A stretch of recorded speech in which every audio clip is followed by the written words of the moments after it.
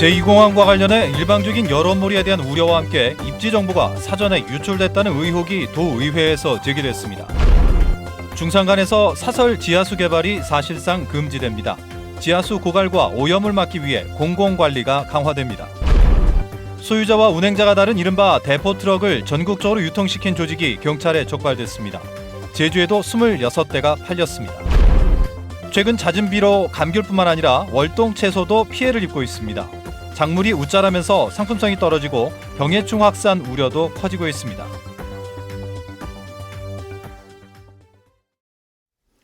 시청자 여러분 안녕하십니까? 뉴스데스크 제주입니다. 제2공항 입지 정보가 사전에 유출됐다는 의혹이 제기됐습니다. 제주도의 현안 업무를 보고받는 자리에서 의원들은 제주도의 여론몰이에 대해 부정적인 시각을 드러냈습니다. 김현선 기자입니다. 제2공항과 관련한 제주도의 대응 방식에 도의원들은 강한 우려를 나타냈습니다. 특별 반상회를 개최하고 기관과 단체의 환영 광고를 요청하는 등 여론몰이를 통해 해당 지역 주민들의 입장과 우려를 외면하고 있다는 겁니다. 황산업 해당 지역 주민 입장에서 본다면은 이렇게 해가지고 우리를 이거 코너로 몰아넣는 거 아니냐. 빨리 용역을 발표해가지고 예타를 신청하라. 그러면 1년 걸리는 거지만 최단기로 도와주겠다. 입지 선정 정보가 사전에 유출돼 외지인의 토지 취득이 크게 늘었다는 의혹도 제기됐습니다. 그러니까 제주도는 토지거래 허가 제한 지역에 자기들이 이미 계약을 했는데 자기들이 어떻게 해야 되느냐 이런 질문을 상당히 많이 받았어요. 결국 뭐냐 하면 이미 정보가 다 유출이 됐다는 거거든요. 6년째 표류 중인 음식물 폐기물 처리장의 입지 선정도 주민 개별 접촉 방식이 아니라 공개적으로 이루어져야 한다는 질타가 쏟아졌습니다. 공개적인 입장에서 해야지 물 밑에 숨어서 물 밑에서 이렇게 추진해서 될 상입니까? 그건 물 밑에 숨어서 추진하는 것도 아니고 아니면 뭐예요? 아니 원하는 지역에서 만일 설명하면 설명도 누가 하고. 원하단 말이에요 그걸? 음식물 폐기물 처리장과 관련해서는 특별감사가 필요하다는 의견까지 나와 앞으로 어떻게 처리될지 주목됩니다. MBC 뉴스 김현선입니다. 제2공항 건설에 따라 대규모 상하수도 처리 시설이 설치됩니다. 제주도 수자원본부는 제2공항 이용객이 연간 2,500만 명에 이를 것으로 예상되는 만큼 하루 6,000톤가량을 공급할 수 있는 취수원을 개발하거나 광역 상수도 사업에 반영하기로 했습니다. 또 제2공항과 주변 에어시티에서 나오는 하수 처리를 위해 200억 원을 투입해 대규모 시설을 갖출 계획입니다. 대규모 개발 사업과 우후죽순처럼 생기는 관광시설과 주택 등으로 지하수 개발량이 크게 늘고 오염에 대한 우려가 커지고 있습니다. 이에 따라 제주도가 중산간에 사설 지하수 개발을 제한하고 공적 관리를 강화할 방침입니다. 김찬영 기자입니다. 지난 2003년에 문을 연 서귀포시 중산간의 한 펜션. 주변에 상수도 시설이 없어 지하수를 개발해 생활용수로 쓰고 있습니다. 근처 다른 숙박업소까지 생기면서 하루 사용량만 30톤에 이릅니다.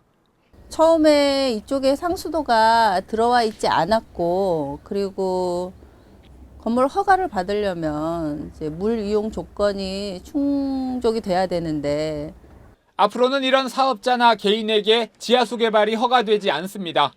대신 원인자 부담으로 제주도가 취수시설을 만들어 상수도를 공급하게 됩니다.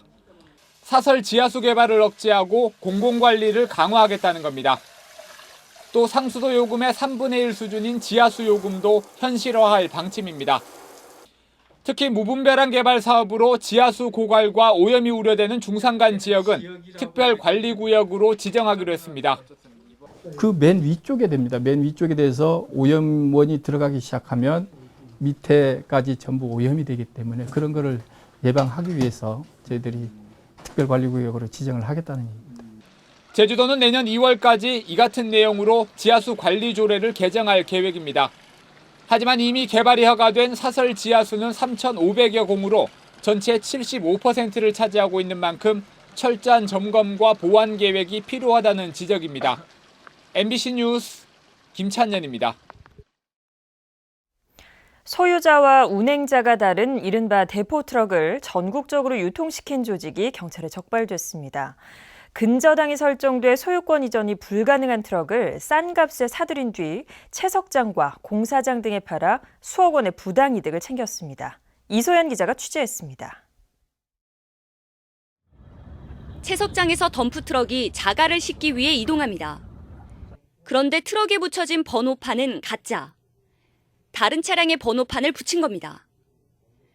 심지어 번호판이 없는 트럭들도 세워져 있습니다.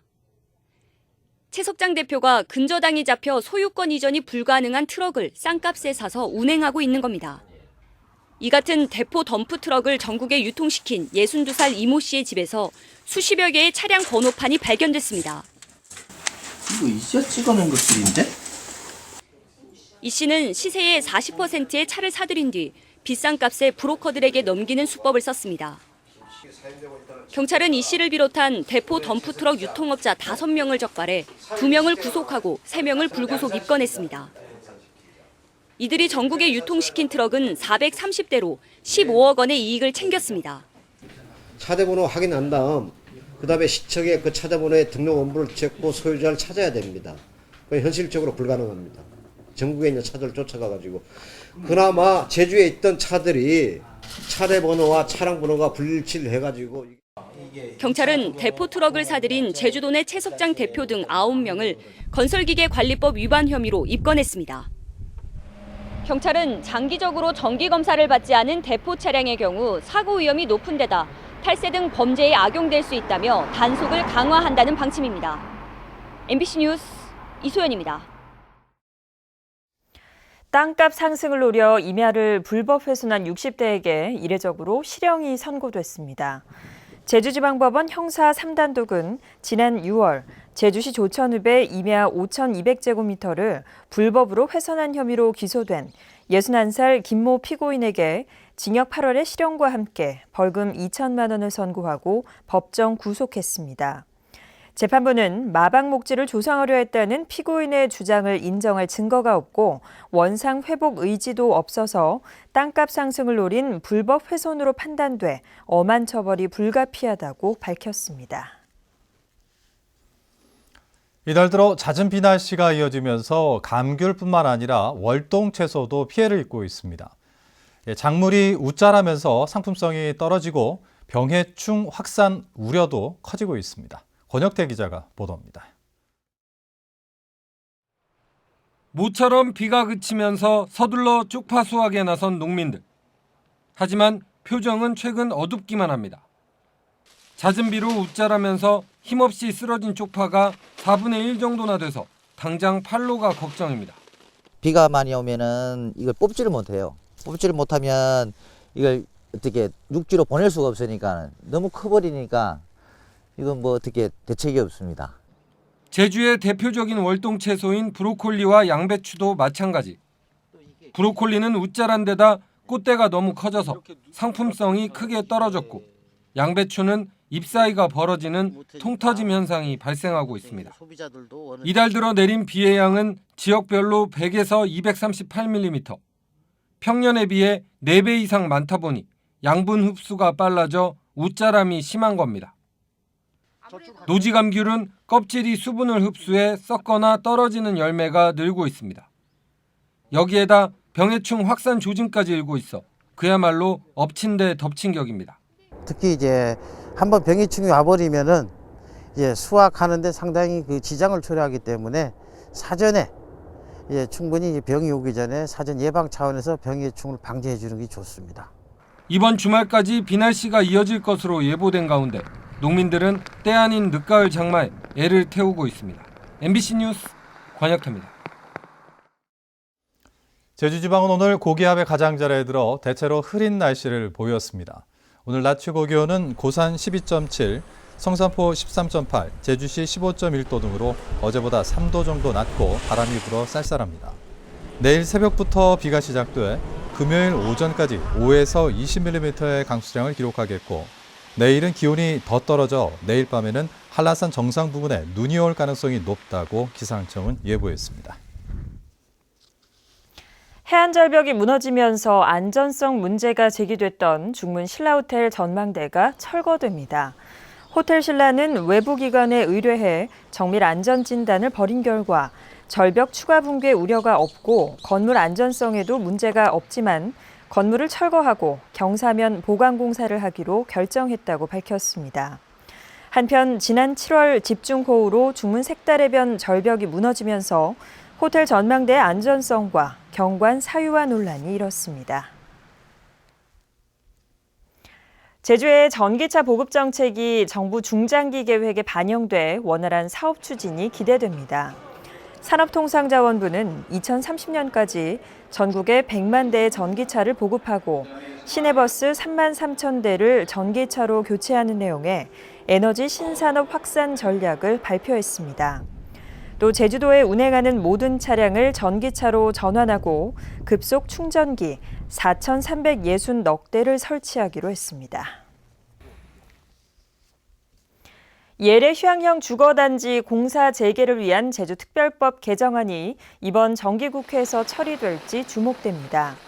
국회 행정안전위원회는 어제 전체 회의를 열어 함진규 국회의원 등 21명이 발의한 유원지 시설 기준을 도 조례로 정할 수 있도록 하는 내용의 제주특별법 개정안을 안건으로 상정했습니다.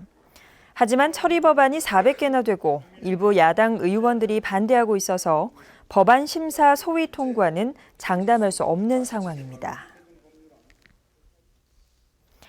제주도는 서울시, 경기도, 충청남도와 에너지 자립도를 높이는 데 힘을 모으기로 했습니다. 원희룡 지사와 박원순 서울시장 등 4개 지역 자치단체장은 오늘 서울 프레스센터에서 에너지 수요 관리와 신재생 에너지 생산을 통해 지역 에너지 자립도를 높이고 신산업 육성을 위한 협의기구를 구성하는 내용의 공동선언문을 발표했습니다. 또 지방자치단체가 에너지 문제를 함께 논의할 협의기구 구성을 정부에 제안했습니다. 제주 지역 민간 건설 경기 상승세가 지속되고 있습니다. 건설협회 제주도회에 따르면 도내 266개 협회 회원사가 올 들어 수주한 신규 도급 공사액은 9,279억 원으로 지난해보다 46% 증가했습니다. 민간 부문은 업무시설과 숙박시설 건축 활기로 85% 증가했으나 공공부문은 신규 공사 물량 부족으로 6% 감소했습니다. 제주 헬스케어타운의 병의원 유치가 추진됩니다. 제주국제자유도시개발센터는 의료시설과 근린생활시설 용지 2만 제곱미터를 70% 이상 의료시설을 갖추는 조건으로 경쟁 입찰 방식으로 분양한다고 밝혔습니다. 제주 헬스케어타운 부지 조성공사는 85% 진행됐으며 JDC는 오는 2018년까지 전문 병원과 재활훈련센터 등의 의료 복합단지가 조성됩니다. 뉴스데스크 제주였습니다. 시청자 여러분 고맙습니다.